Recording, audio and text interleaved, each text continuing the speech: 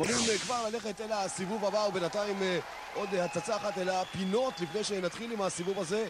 מרק ברגר שותה שם קצת מים כדי להתאושש ולהתכונן לסיבוב הזה. תראה את רויס גרייסי, מדהים, לוחם ברמתו, אגדה, אין לו שום בושה לעמוד בפינה, לנגב את הלוחמים במגבת, לנפנף עליהם, לתת עצות.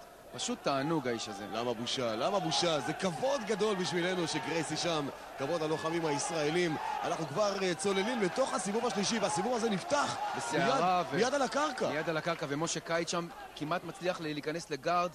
ברגר לא נותן לו, לופת את הרגל שלו, ועכשיו משה יהיה בחצי גארד. עבודה מצוינת של מרק, כי משה היה שם במצב שקרוב מאוד למצב של מאונט.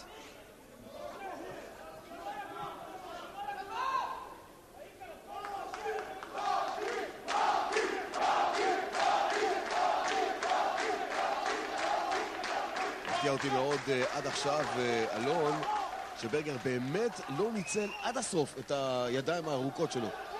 כן, תשמע, מצד אחד הוא דחף את הקצב, אבל תשמע, קייץ פשוט היה הרבה יותר מדויק בג'בים שלו. הג'בים השמאליים שלו עשו נזק גדול. והנה עכשיו משה נצליח לעבור לסייד, הוא עכשיו במצב של יתרון. שם ברך אחת על הבטן של מרק. עכשיו שאלה אם הוא ישחיל את הרגל שם, יעבור עם הרגל כדי למצב של מאונט, או שהוא יישאר משם. ניסיון יפה שם של ברגר כדי לנער את משה קייץ מעליו, אבל קייץ יושב עליו מצוין. כן, קייץ בעמדת יתרון ברורה מסייד, הוא שם שם ברך על הבטן, והנה הוא עובר למאונט! אבל ברגר מיד שם משתחל החוצה. ואיזה טרנזישן מדהים של משה קייץ. מיד הוא לוקח גארד, הוא סוגר משולש. מרק גרר בצרה צרורה עכשיו.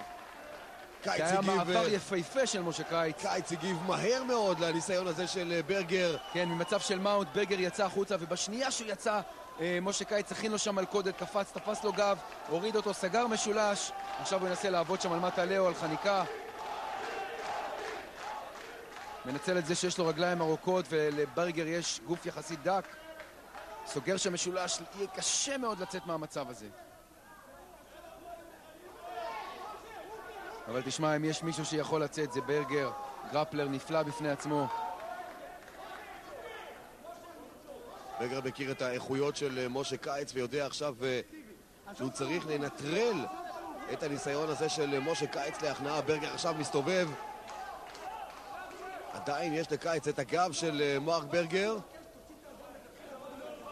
שוב ברקע אפשר לשמוע את ההערות של המאמנים מהפינות. ושוב הוא סוגר את המשולש על הגוף של מרק. יש לו סבלנות, יש לו גם זמן. המשולש שיש לו ברגליים על הגוף של ברגר, משולש מצוין, מונע מברגר כמובן כל אפשרות להפעיל את המותניים שלו כדי להסתובב. בדיוק ככה, והפנים של מרק ברגר, יש לו שם חתך שנפתח, מלאות בדם. עוד דקה אחת חולפת, נותרו רק 2 דקות עד לתום הקרב הזה כולו. איזה קרב מצוין יש לנו פה. תשמע, מרק ברגר לוחם נפלא, אבל הניסיון של משה קייץ נותן לו כאן את העדיפות.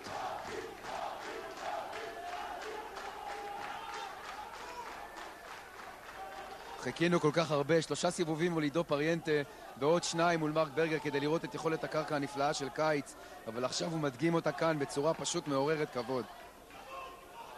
רויס גרייסי שם בפינה, בטוח מרוצה. הרבה דם יש שם עכשיו על הגוף של מרק ברגר, זה כתוצאה מהפציעה שגרם לו משה קייץ בשלב מוקדם יותר של הקרב הזה, אבל כמובן שזה לא יעצור את הקרב, אין שם שום סכנה בריאותית למרק ברגר. שמע, ומרק עושה עבודה יפה, משה קייץ לא מצליח לחנוק, עכשיו הוא כמעט הצליח להשתחל שם החוצה, אבל קייץ שוב לוקח לו גב, עכשיו הוא במאונט אחורי. מרק מתגלגל שוב כדי למנוע ממנו את זה. לפחות את המשולש הוא פתח בפעם הראשונה, אבל עכשיו קייץ שוב סוגר את המשולש עם הרגליים על הגוף של ברגר, והנה עכשיו עמנואל כהן לוקח את ברגר אל הפינה, הוא חייב להיבדק מבחינה בריאותית, שהפציעה שלו לא חמורה מדי. זה בסך הכל חתך קטן שם באף. כן, חתך קטן מלבד. זה לא רציני.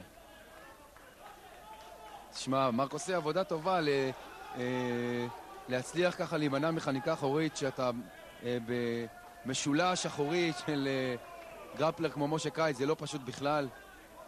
הרבה לב יש ללוחם הזה. עמנואל כהן, שופט הזירה, מחזיר אותם בדיוק לאותה תנוחה שבה הקרב הופסק. ומכאן לקייץ יש עוד קצת יותר מדקה כדי לנסות ולהשלים את המלאכה שלו. ברגר עושה לו שם חיים קשים. כן, הוא עכשיו מנטרל רגל אחת והוא מנסה להסתובב. הוא מנטרל שם רגל אחת של משה. והנה הוא מצליח לצאת מהמצב הזה. והקהל נותן לו את הכבוד שמגיע לו. ומגיע לו בהחלט הרבה כבוד על ההימלטות הזאת מהלפיתה של משה קיץ. ושוב קיץ ינסה עכשיו לצלול פנימה כדי לפגוע בו, והנה עכשיו הוא עושה את זה ביד שמאל.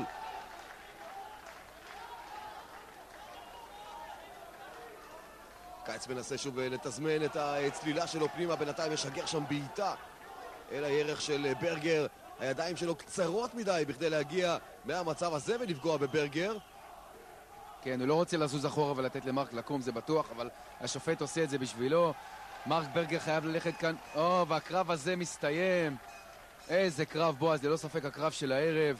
זה היה קרב מצוין, ואתה רואה עכשיו את שני הלוחמים מרימים את הידיים, שניהם משוכנעים שיש להם את הניצחון כאן. בוא נראה. הקרב הלך אל השופטים, שלושתם נגדו את הקרב 30-27. לטובת המנצח, משה!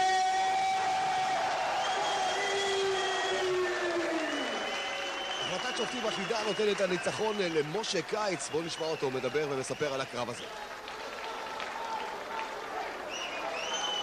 חטפתי אגרוף יין ימין ולא ראיתי כלום. ראיתי אותו 3 פעמים, לא פעמיים. נכנסת לזה באמצע? ראיתי אותו 3 פעמים. וזה מאוד הפריע לי לסגור מרחק. אבל שואל בקודה, גם אם הוא היה מוציא גרזן, אני לא ממשיך לעבוד. הוא לא הוציא גרזן, מרק ברגר, הוא הוציא פשוט... הוא נתן לו הרבה כבוד, ראית שם את החיבוק.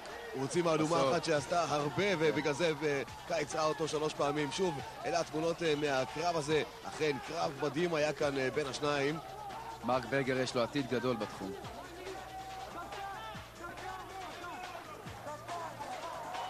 אחד הקרבות הכי גדולים שראינו השנה. כן, כן. כדי שיהיה קרב גדול, צריך 2 לוחמים טובים. ולכן כל הכבוד למרק, שהוציא ממני את המיטב. הוא השפיע עליי פסיכולוגית, הוא אמר שלא יהיה לו קשה איתי בעמידה. אני לא יודע למה ניסיתי להוכיח.